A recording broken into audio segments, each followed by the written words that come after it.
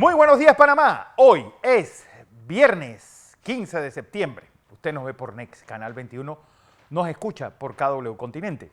Un día en el que empezamos, con lo que fue el retiro de esta propuesta del gobierno de transformar la ley de transparencia, pero una de cal y otra de arena, porque el diputado perredista Ricardo Torres presentó ayer un proyecto para modificar el Código Electoral a 8 meses de las elecciones.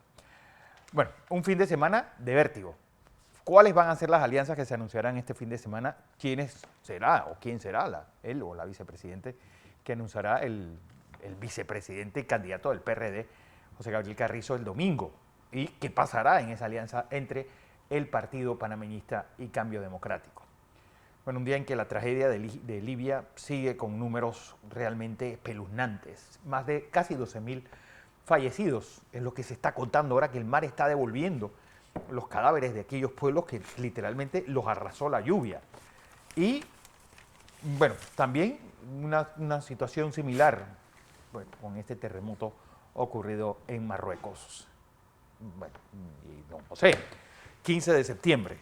Buenos días, Fernando. Buenos días. Buenos Felicidades días a los centroamericanos, a mexicanos y Rosh Hashanah a la comunidad judía. Hoy empieza la celebración del Año Nuevo Judío. Hoy es el Día de Centroamérica. Hoy es el Día de Centroamérica. Por eso también felicitaba a toda la colonia centroamericana residente en nuestro país. Bueno, lo primero que debo decir, Fernando, es que formalmente las fuerzas de seguridad nos dicen que los 3 tripulantes de la nave 141 helicóptero han fallecido y están ahora pasando del rescate a poder de llevarlos a sus familiares, entregarlos para darle cristiana sepultura. De manera que oficialmente los 3 miembros del SENAM que iban en este vuelo fallecieron lamentablemente. Sabremos más de ello en la medida en que avance las investigaciones y nos hagan público qué realmente fue lo que pasó, cómo se dio el accidente, para, entre otras cosas, corregir lo que haya que corregir. Pero si usted ve el panorama panameño así de confuso, Fernando, así de confuso, perdón, está el mundo.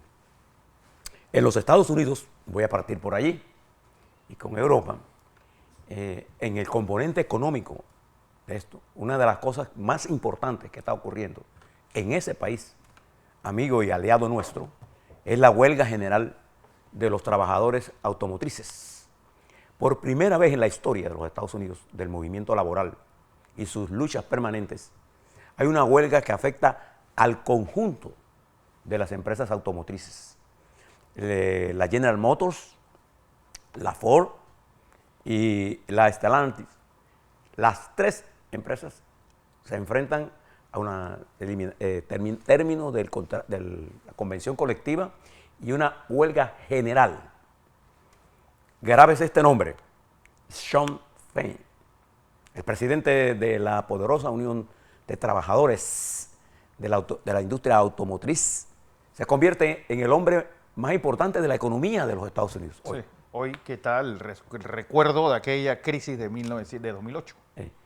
Y entonces él ha anunciado que de los 145,000 trabajadores que tenían esta industria, en este sector, 13,000 entran hoy en paro y que progresivamente se irán incorporando en la medida en que así lo requiera, dice él, el desarrollo de la lucha. ¿Qué es lo que reclaman estos trabajadores de la industria automotriz de los Estados Unidos? Que durante los últimos años, particularmente durante el último bienio, los ingresos de la industria automotriz han sido gigantescos y no han sido compartidos en los salarios a los trabajadores. Entonces, además, ellos reclaman una serie de beneficios que le permitan a ellos manejarse en esto. El presidente de los Estados Unidos, muy favorable a las tesis de los trabajadores en todas sus expresiones, y el movimiento demócrata en general, Fernando, no digo que todo el tiempo, en general, ha tenido el respaldo de esta industria, de estos trabajadores de esta industria. Porque lo que ellos están reclamando es exactamente lo contrario de lo que algunos sectores republicanos y demócratas plantean, que hay que darle espacio al capital para que se expanda y él genere empleo y el empleo genera riqueza. El problema es que cuando se generan las superriquezas, entonces no se expande el salario. Entonces se ha planteado un problema en un momento crucial de la economía en los Estados Unidos. Para que puedan valorar esto mejor, observe lo que está pasando en la Cámara de Representantes de los Estados Unidos. La Cámara de Representantes, que hoy está controlada por los republicanos, mientras la mayoría en el Senado es demócrata, los republicanos tienen que decidir elevar el techo, el financiamiento del gobierno. Si el 30 de septiembre, eso dentro de unos días, un par de semanas, no se resuelve esto, el gobierno federal queda cerrado. No podrá funcionar. Esta lucha y la propuesta republicana es bajar impuestos a los ricos y disminuir programas sociales. La propuesta del presidente Biden y los demócratas es mantener los programas sociales en alto y subir los impuestos. Mantener los impuestos con algunos ajustes. Kevin McCarthy, que es el presidente, el speaker de la Cámara y líder de los republicanos allí, se enfrenta a dos hechos políticos. Uno, la presión de los sectores trumpistas y radicales dentro de la Cámara que piden un juicio político al presidente Biden. Eso obligó al speaker de la Cámara a impulsar esa moción. Y lo que se ganó fue que los más moderados de los republicanos no creen que haya suficientes elementos para un juicio al presidente.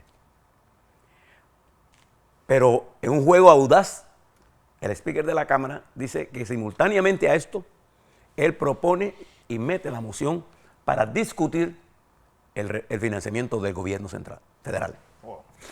Ante la amenaza de los sectores más conservadores, ayer se produjo una frase de esas históricas. Cuando él se vio amenazado por ellos y ya los panameños ya cabreados por lo que le estaban diciendo, le dijo, vea, metan su, no voy a decir la palabra, su jodida. La palabra en inglés comienza con F, FOF, no la voy a decir. Y ya, pues háganlo. O sea, lo retó. Y ya en una especie de acorralamiento en que se encuentra el líder de los republicanos, que actuó en esto de la edad con sentido común. Los radicales de ninguna de las dos facciones, demócratas y republicanas, tienen ese sentido común. Uno quiere el gasto absoluto y el otro quiere la reducción del gasto absoluto. La verdad siempre está en medio. Por eso existe la fuerza del centro. En esta discusión, o sea, se encuentra atrapado el speaker de la Cámara. ¿Cómo lo va a resolver los Estados Unidos? Este será un fin de semana fundamental para la principal economía del mundo. Y le estamos dando seguimiento porque mientras eso está ocurriendo, la batalla legal del presidente Trump se expande a lo largo del territorio federal y se mantiene una pugna en el Partido Republicano. Una pugna que electoralmente dentro del partido favorece a Trump, pero fuera del partido y dentro de la sociedad en general hay algunos temas en los que los republicanos están perdiendo terreno, apoyados por mujeres republicanas, como el caso, por ejemplo, del aborto, la necesidad de mantener ciertos programas sociales y los temas de campaña en los Estados Unidos son fundamentales estos. Entonces, al perder tú los temas de campaña, pierdes el centro político. Nadie gana en los Estados Unidos, sobre todo en los estados que son cambiantes, si no tiene el apoyo de los independientes. Y este es un problema políticos, allá y acá. Hay gente que cree que porque yo soy máximo dirigente o yo tengo mucha fuerza en mi partido, ya yo gané. No. Si usted no tiene los independientes, Fernando, tú no ganas ninguna elección. Si no, pregúntale a la señora Torres, allá en Guatemala. En Guatemala. Bien. Esta situación jurídica, política, económica, yo creo que los Estados Unidos lo va a resolver. Pero se junta con otra situación internacional, como termina la semana esta con la reunión del señor Vladimir Putin, presidente de la Federación Rusa, y el líder de Corea del Norte, Kim Jong-un, que va a permanecer en Rusia varios días más. Los voceros de Putin no dicen que creen que va a haber más reuniones con Putin, porque ya en 4 horas liquidaron lo que iban a liquidar. Sí, total. Peligrosa la reunión, porque de lo que se está hablando es del intercambio de armas en abierta violación, si lo hacen, dice la palabra que uso, si lo hacen, a claras disposiciones del Tratado de Armisticio General que se dio en las Coreas. Quiero que tomen esto en consideración, porque ante el acoso de la guerra, Putin eleva Pero la apuesta. no hay una especie de embargo de armas a Corea, por eso se da lo del Chonchongang en Panamá en el 2014. Sí. Es decir, no se Hay puede un enviar embargo, armas claro, a Corea del Norte, claro. la península coreana. Claro. Eso, Y creo que si no pueden ni entrar ni salir, supongo. Pero por eso que Corea la usa de contrabando por vías que ha establecido. Sí. Entonces, esta realidad se une ahora a otra realidad en la República Popular China. Fíjense el documental que acaba de presentarles a ustedes, José Luis, sobre el llamado Tren de Aragua, el nuevo cartel que desde Venezuela es el de más rápida expansión en América Latina. Es un cartel de drogas que ellos dicen, no somos el gobierno, pero tenemos una alianza con el gobierno. Las acusaciones que ellos mismos... Pero es que cuando un grupo criminal como el Cartel del Golfo sale con un comunicado diciendo, no, nosotros no estamos... se indica el poder que tienen. Es que sí, es que los tipos... Es que yo le he dicho, cuando un cartel domina territorio y tiene armas y tiene dinero, tiene un factor permanente para la guerra. Esos tipos no están pensando en la paz. La paz no le produce ingreso a ellos. Entonces este cartel... Ni la ley. De Aragua, y esta minería ilegal en el centro de Venezuela, que está destruyendo. Ilegal. Y por ser ilegal lo que utiliza son... Mercurio, exactamente. Métodos rudimentarios y arcaicos. Para extraer oro, etc. Y Venezuela es el principal... China es el principal acreedor de Venezuela. En China hay un personaje de alto nivel, el ministro de Defensa, nada más y nada menos, que tiene más de 2 semanas, Fernando, que no aparece en ningún lado. Sí. Cuando usted lo sacan sobre todo en ese nivel, usted recuerdan el ministro de Relaciones Exteriores de la República Popular China, Kim Jong, ¿te acuerdas? Que desapareció un mes. Sí. Y después, al mes, el hombre estaba preso y acusado. O el ex primer ministro que lo levantan en el Congreso en general y se lo llevan... El Financial Times de Londres, normalmente bien informado, acuérdense que los periódicos que van a las ramas financieras tienen que estar informados porque esos son periódicos que utilizan los grandes magnates. Ellos no están leyendo por ahí tonterías, ellos están leyendo el Wall Street, el Financial Times, The Economist, las revistas de economía, que normalmente tienen los mejores periodistas con los mejores salarios. Sí. Entonces, el Financial Times de Londres dice que este ministro de China, de Defensa, está bajo arresto. Cuando le hacen la pregunta a la vocera de Relaciones Exteriores, mire la respuesta que da. No tengo información al respecto. Normalmente, si usted hace la lectura correcta en la diplomacia china, si eso fuera falso, la respuesta hubiera sido, es una calumnia. Son tareas del imperialismo, cosas de ese tipo. Entonces todo parece indicar que algo está pasando, aparte de los problemas económicos que hay. Y esta nueva intención de usar el BRICS como instrumento de palanqueo ante la situación de Sudáfrica, la situación de poco crecimiento en Rusia y China, la situación de Brasil, no le ponen a este grupo, sobre todo en el nuevo grupo que entra, Argentina, que se encuentra, Fernando, en situación más difícil de su historia, económica y política, salvo la presencia de Arabia Saudita y de los Emiratos Árabes, que tienen solvencia financiera, pero que enfrentan serios problemas internos. ¿Qué puede producir en eso Irán? Aparte del petróleo. Entonces, la situación del globo es de esta naturaleza. La situación de la democracia en los Estados Unidos es de naturaleza. Pero miramos nuestro continente, que además de eso nos debe servir de elección, de estudio, para entender una cosa que está pasando en nuestra región. Presta atención a esto.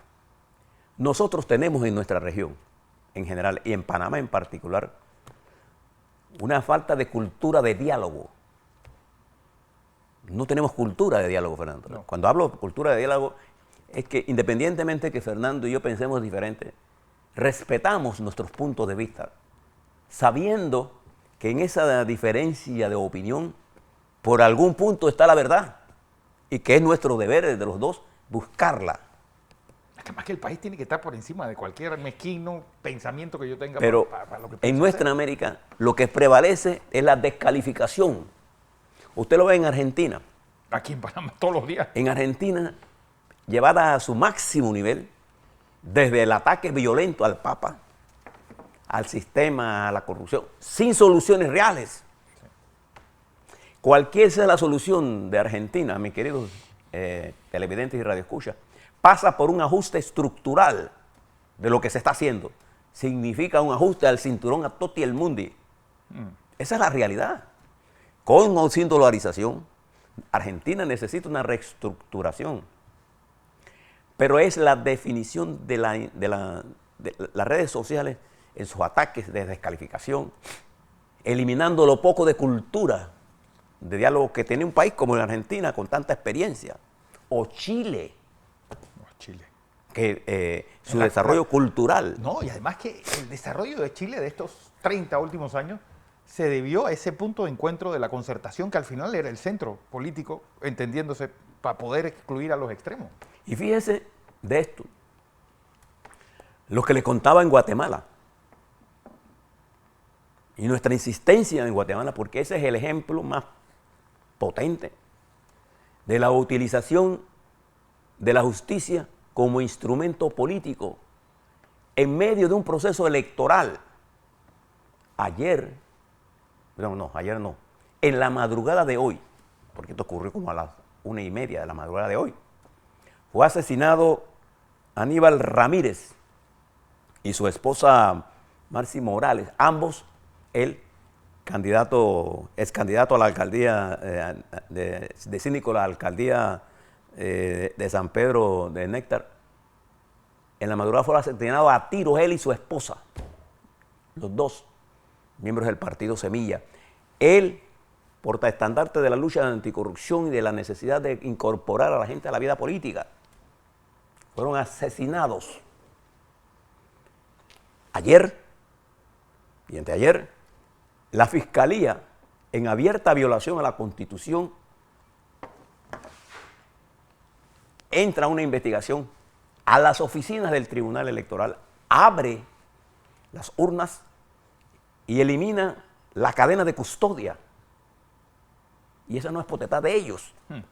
Y el presidente dice que él tiene que respetar la ley. ¿Cuál ley? Si la ley que le dice al presidente que él es el custodio de la Constitución. Él juró defender la Constitución. Cuando el presidente de la República aquí jura defender, no jura defender a las empresas, no, jura defender la Constitución de la República. Esto que está ocurriendo en Guatemala, esto que usted está viendo, es lo que está pasando en El Salvador, las locuras de los señores Ortega, de los esposos, del esposo y su señora, ¿cómo que se llama ella? Rosario Murillo. nos dice a nosotros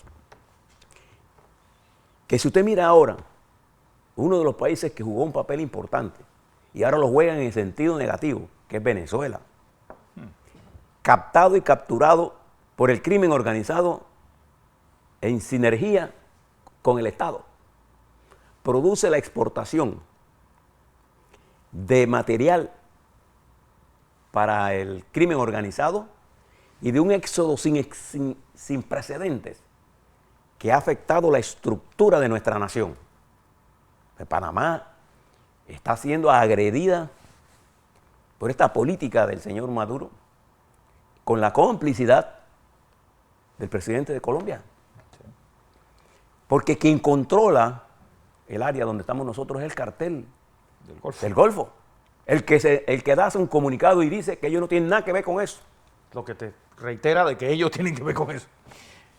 Pero además, ¿cómo es que sea el cartel y no el Ministerio de Relaciones Exteriores o de Defensa?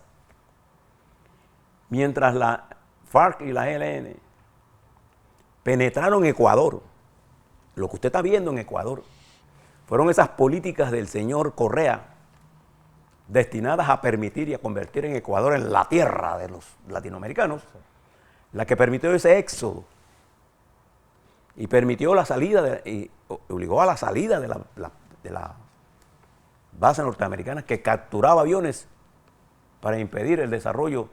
Bueno, cuando se fueron ellos, eclosionó